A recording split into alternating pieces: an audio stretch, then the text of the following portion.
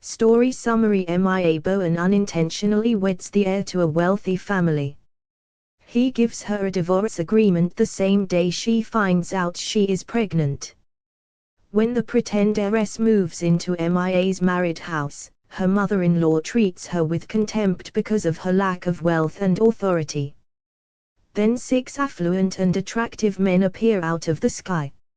First, there's a real estate tycoon who wants to gift her 100 villas. The second is an artificial intelligence researcher and scientist who presents her with a special edition autonomous vehicle. The third is a well-known surgeon who uses his hands as his instruments of trade. He makes her meals every day. The fourth is a gifted pianist who performs daily for her. The fifth is a well-known attorney who decides to fire all of her detractors. An award-winning actor declares in public that she is the love of his life. In the sixth position, claiming to be a phony heiress, she says, "These guys are my cousins and brothers." Together, the 6 men deny her, saying, "No, MIA is the real heiress of our family." MIA continues to have a wonderful life with her child, relishing the unending love and attention from her 6 brothers and cousins. However, this causes anxiety in one particular man. Chapter 1: You're pregnant by 1 month, congratulations. Everything appears to be in order. MIA Bowen felt as though she was dreaming as she went back to her married house holding the findings of her pregnancy test. Was this woman really expecting a child? She finally got up the nerve to text Timothy Barrett, her husband. "Are you planning to have dinner at home tonight?" She waited for an answer for what seemed like an eternity. She was concerned that her message would be ignored, as it had in the past, and he had never liked it when people bothered him at work. The next moment, her phone lighted up, to which Timothy curtly replied, "Yeah. I have something to tell you." Feeling that she was being too obvious, MIA hurried to get the groceries for that evening's dinner, placing the pregnancy test results on the table and then flipping it over. That evening, a black limousine drove into the courtyard, and Timothy, with his suit jacket casually flung over one arm, got out. His striking features and tall figure attracted attention. MIA jogged over to him, expecting him to accept his suit jacket, but Timothy handed her some papers instead. A look of surprise flashed in her eyes. "Check out this. You are free to discuss any requests you may have," he stated. MIA squinted at the documents. The words "divorce agreement" were written on the first page. The paper's stark whiteness felt like a knife in her eyes. Timothy's face revealed signs of exhaustion as he pulled his tie loose. Gazing down at MIA, he observed the baby fat surrounding her face. She appeared to be a child.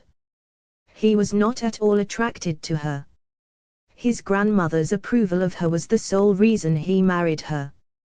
His grandmother's health had also improved with her presence, therefore this marriage benefited both parties. He would never have known that they had been married for 3 years if it weren't for the accident that occurred a month ago. It would be a waste of MIA's time and youth to maintain this facade. Their separation was preferable. "If, and this is only hypothetical, I were to tell you that I'm pregnant, would you still go ahead with the divorce?" MIA shakily questioned, placing a gentle palm over her belly. Timothy's eyes fell to her stomach. He scowled. "After that time, didn't I tell you to take the morning after pill? It was an accident, the only one in the 3 years of their marriage, that had occurred a month prior." MIA pretended that her hand was burnt. With a confused look, Timothy grabbed her by the wrist as she swiftly pushed it away. "Do you really have a baby?" MIA's respiration stopped. "I had a question for you. Should I become pregnant, would you prefer to retain the child?" "No." Timothy exhaled deeply. When a child's parents were discovered to be in a loveless marriage, there was no use in having one. That was the situation involving his parents. As he let go of her, Mia felt as though her heart was emptying. She observed him turn to leave. She threw back her head then, trying to hold back the tears. The words from Timothy pierced her right through the chest like knives. Mia peered at the dinner she had worked so hard to prepare. They had become icy. She felt a little queasy from the grease as she threw them in the garbage. She massaged her abdomen. A small life was developing inside of it. She forced herself to swallow her resentment, thinking, "I'll protect you with everything I have, even though your daddy may not want you." She had been raised as an orphan. After giving birth to a set of twins, her adopted parents had abandoned her and sent her to live with her adoptive aunt. Luckily, Patricia Bowen, her aunt, looked after her. Mia's greatest desire was to start her own family.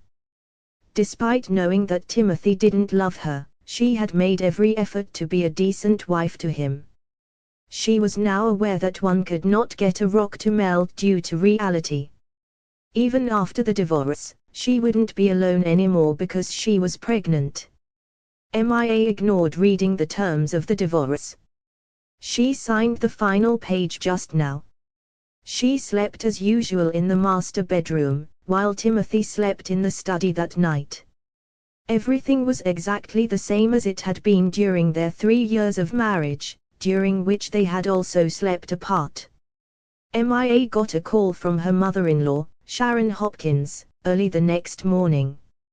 "Mia, please have the maids tidy up one of the guest bedrooms on the 2nd floor," stated Sharon in an arrogant tone. "There will be a visitor staying here for a few days. Recall to greet her warmly and be considerate to her."